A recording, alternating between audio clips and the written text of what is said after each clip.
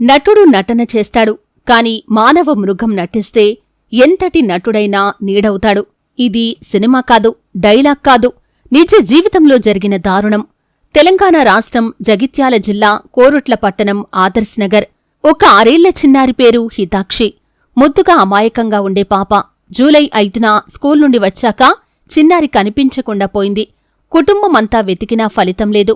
రాత్రి 8 గంటలకు పోలీసులకు ఫిర్యాదు చేశారు తల్లిదండ్రులు. పోలీసులు వెంటనే చుట్టుపక్కల ఇళ్లల్లో గాలింపు ప్రారంభించారు. అప్పుడే పక్కింటి బాత్రూంలో హితాక్షి రక్తపు మడుగులో పడిపోయి కనిపించింది. మొదట అనుమానం పక్కింటి యజమానిపై పడింది. కాని అతను గ్రామంలోనే లేడని, నరసింహపేటలో ఉన్నాడని తేలింది. ఫుటేజ్లో హితాక్షి పిన్ని మమత ఇంట్లోకి లోపలికి వచ్చిపోతూ ఉంది. అదే సమయంలో చిన్నారి కనిపించలేదు. మరి మమత ఎందుకలా వెళ్తూ వచ్చింది?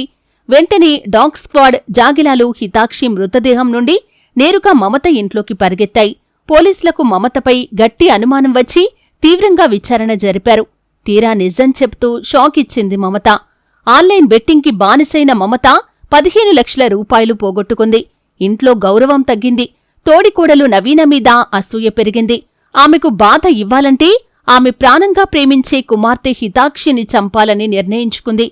జూలై 5 సాయంత్రం నవీన షాపింగ్కి వెళ్లగా మమత పిల్లలందరినీ పులి వేషాలు చూడటానికి తీసుకెళ్లింది. తిరిగొస్తూ తన కూతుళ్లను ఇంటికి పంపి హితాక్షిని తానే ఉంచుకుంది.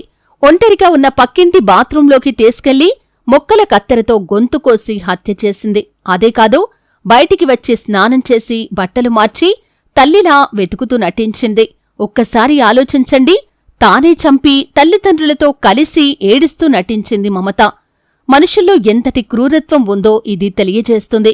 ఒకరు చేసిన తప్పు వల్ల మొత్తం కుటుంబమంతా నాశనమైంది. ఇలాంటి విషాద సంఘటనలు మరెప్పుడూ జరగకూడదు. మీ అభిప్రాయాన్ని కామెంట్లో తెలియజేయండి. వీడియోని ఖచ్చితంగా లైక్ చేయండి. ఇంకా ఇలాంటి నిజ జీవిత కథల కోసం మా ఛానల్ని సబ్స్క్రైబ్ చేయండి.